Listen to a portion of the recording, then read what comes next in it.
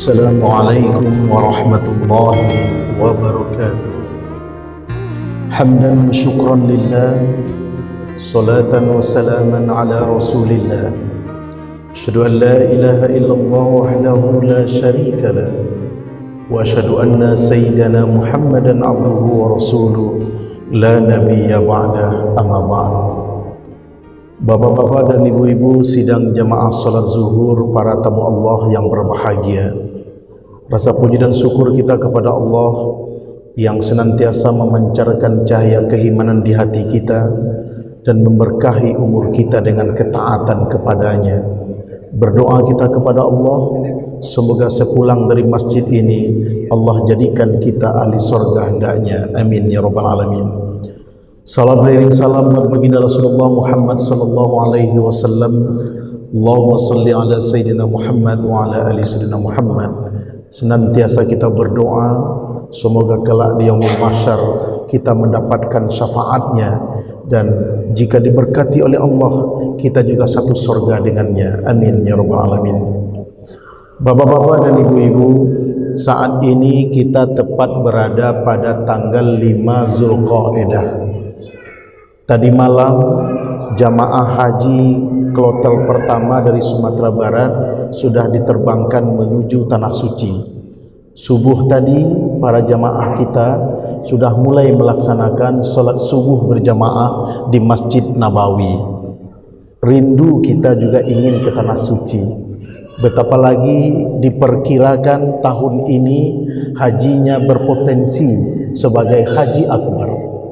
Betapa kita juga ingin ke Tanah Suci, namun karena keterbatasan, ketidakberdayaan, istitoah kita yang belum memenuhi standar kebutuhan, maka kita berharap kepada Allah semoga di momen-momen tertentu di tahun-tahun berikutnya kita juga diberangkatkan.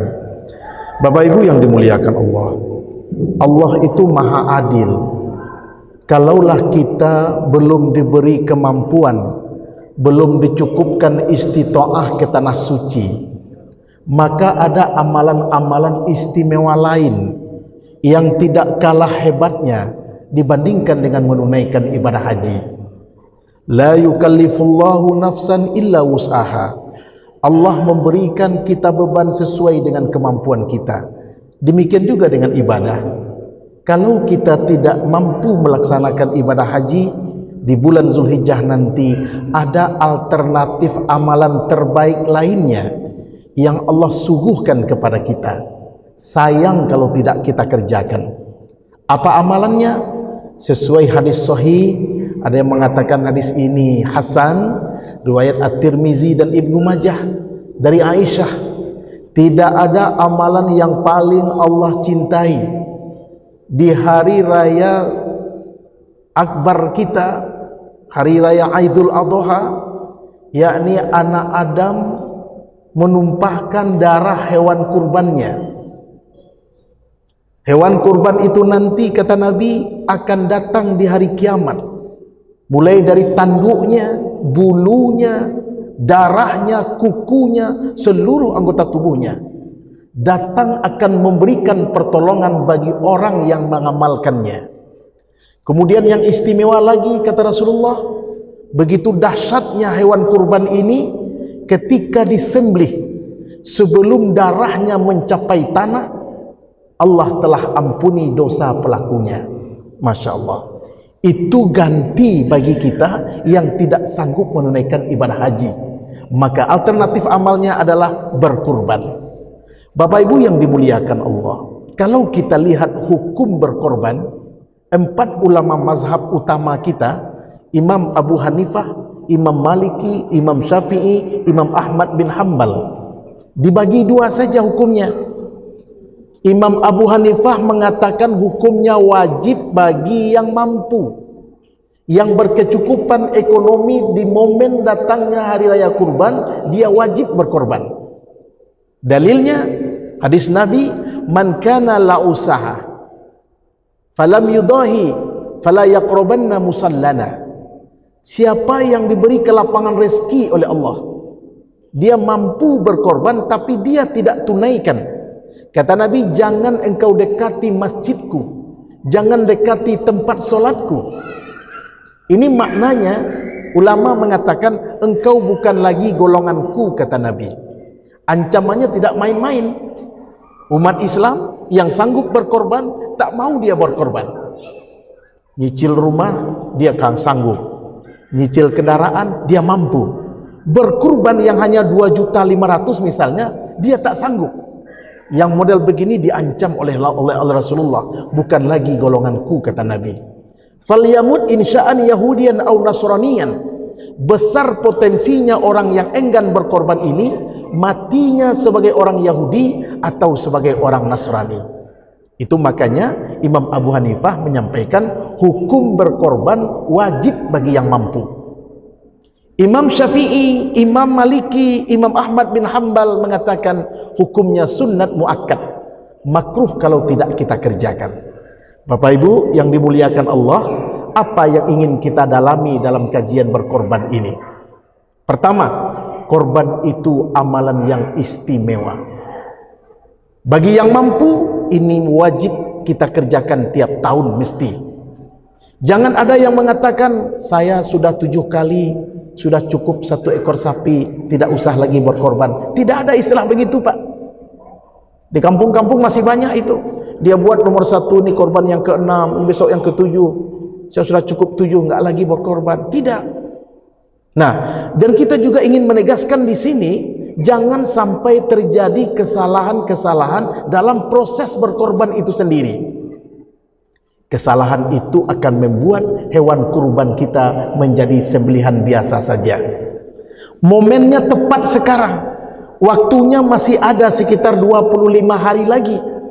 Kalau kita bersiap dari sekarang, kita sisihkan rezeki kita, insya Allah tepat waktunya. Maka kesimpulan ketiga, komponen dalam berkorban itu ada 3 macam.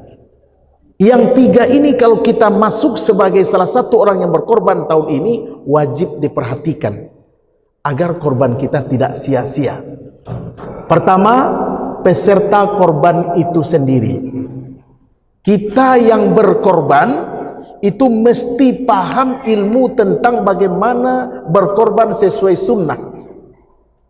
Larang pantangannya mesti kita ikuti. Apa yang dibolehkan, apa yang tidak dibolehkan. Yang pertama misalnya, sering terjadi kesalahan di masyarakat. Masih ada di dinding-dinding masjid terlihat peserta kurban almarhum misalnya, atau almarhumah. Kenapa almarhumah? Ini ibu saya. Kenapa almarhum? Ini bapak saya. Nama almarhum, almarhumah yang dicatat di lembaran daftar peserta kurban. Itu tidak tepat. Kenapa? Kalau misalnya orang tua kita yang sudah meninggal tidak berwasiat kepada kita, nah ini ayah punya harta, ini ruko, ini sebagainya, cukuplah untuk membayarkan kurban ayah tiap tahun. Nak, wasiat ayah nak, tolong berikan kurban ayah 1 kali setahun saja.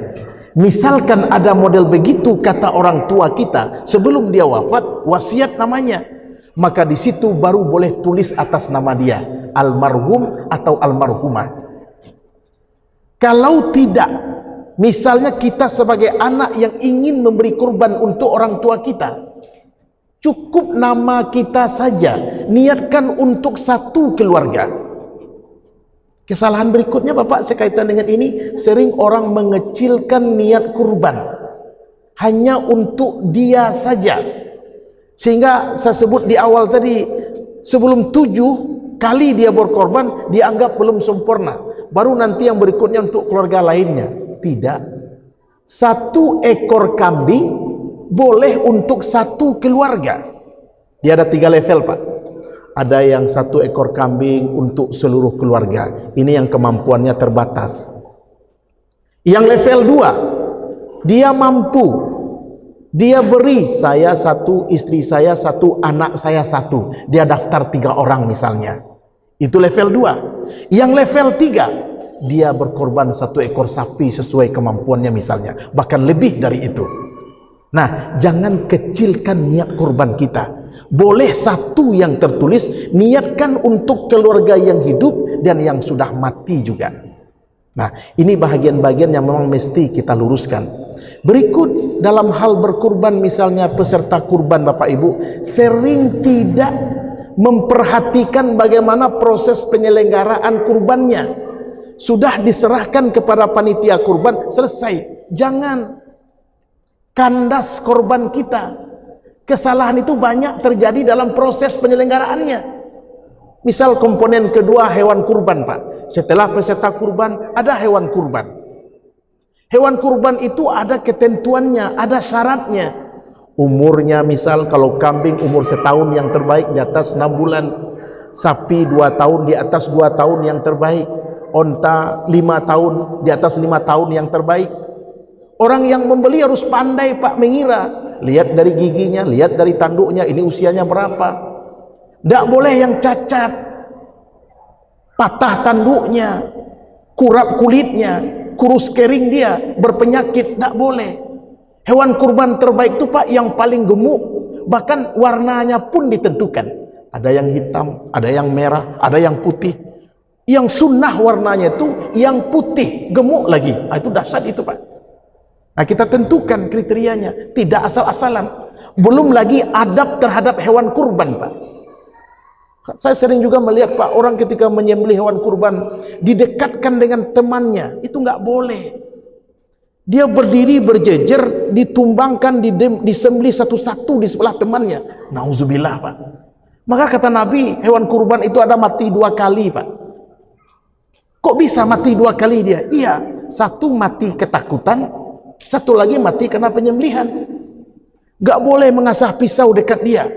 Bahkan kalau kita menyembelih kambing, tutup matanya dengan telinganya agar dia tidak tahu Pak. Buat senyaman-nyamannya. Nah, ini bagian-bagian penting terkait hewan Pak. Nah, terakhir waktu kita terbatas, yang komponen ketiga adalah penyelenggara kurban. Sering kita kenal dengan istilah panitia kurban. Kesalahan yang sering terjadi nomor 1 itu Pak, haram hukumnya. Panitia berlomba-lomba nak pergi beli sapi kurban, nanti keuntungan dia bagi Pak. Hewan kurban ditaksir harganya 20 juta. Pandai dia nawar jadi 18 juta. 2 juta buat dia. Haram. Ada 3 modelnya nih Pak. Karena kepintaran dia nawar. Atau yang punya sapi ngasih dia hadiah. Yang punya sapi untung Pak. Saya untung 2,5 juta. Yang 500 saya kasih buat bapak. Buat bapak dari saya. Bolehkah panitia terima? Tidak boleh. Haram. Kenapa tidak boleh? Ingat, Mu'az bin Jabal diutus memungut zakat oleh Rasulullah ke Yaman. Dia dikasih hadiah oleh warga Yaman. Kata Nabi, ini bukan hakmu. Kamu dikasih karena kamu sebagai petugas. Gak boleh. Ada lagi Pak, sistem orang jual daging kurban, hewan kurban sekarang per paket. Dalam 10 paket dapat bonus sekian. Itu pun tak boleh Pak. Maka orang kadang-kadang berlomba-lomba mau beli sapi karena ingin mengejar untung itu Pak. Haram hukumnya. Dan juga menjadikan uang yang sudah dipatok untuk berkorban itu biaya operasional, haram juga Pak. Sekarang ada yang 2,5 juta. Dari 2,5 juta itu disisihkan untuk pergi beli sapi, beli ini. Tidak boleh. Harus dipisahkan. Sama dengan bini ilustrasinya Pak. Si A berhutang kepada si B. Si A berhutang kepada si B. Jatuh temponya datang. Si A tidak ada waktu membayarkan. Si A minta tolong ke si C, tolong antarkan hutang saya bayar sekarang kepada si B. Kata si A. Si C berangkat pergi. Si A nggak ngasih ongkos ke si C. Utangnya 1 juta. Dari yang 1 juta dia ambil 100.000 untuk biaya perjalanan. Ketika sampai ke si B, si C berkata, ini temanmu si A sudah bayar utang. Utangnya kan 1 juta. Iya, ini 900.000. Kenapa 900? Ya 100.000 ongkos saya ke sini. Lunaskah hutang si A? Enggak. Nggak boleh. Yang paling fatal lagi Pak, jual menjual. 3 hari sebelum hari korban itu orang yang pedagang kulit udah datang ke masjid-masjid Pak, nawarkan harga bagaimana begini. Panitia langsung negosiasi, jual kulit, walaupun dibagikan lagi untuk siapa, inisiatif sendiri itu yang tidak boleh Pak. Haram hukumnya. Memberi upah tukang sembelih, memberi upah pekerja. Pekerja itu tidak boleh diberi upah. Yang boleh itu diberi hadiah. Beda itu Pak, hadiah dengan upah. Ini kandas korban kita dibuatnya. Nah, oleh karena itu, amalan yang istimewa di hari raya ini mesti kita tunaikan dan kita kawal dengan baik. Insya Allah ini akan menjadi pengganti bagi kita sekiranya kita belum berkesanggupan untuk menunaikan ibadah haji. Bapak Ibu yang dimuliakan Allah, banyak hal lain lagi yang mesti kita kaji dan kita uraikan. Setidaknya kajian singkat ini menjadi pemantik bagi kita untuk kita bisa melaksanakan hari raya kurban dengan baik. Demikian, banyak maaf. Wassalamualaikum warahmatullahi wabarakatuh.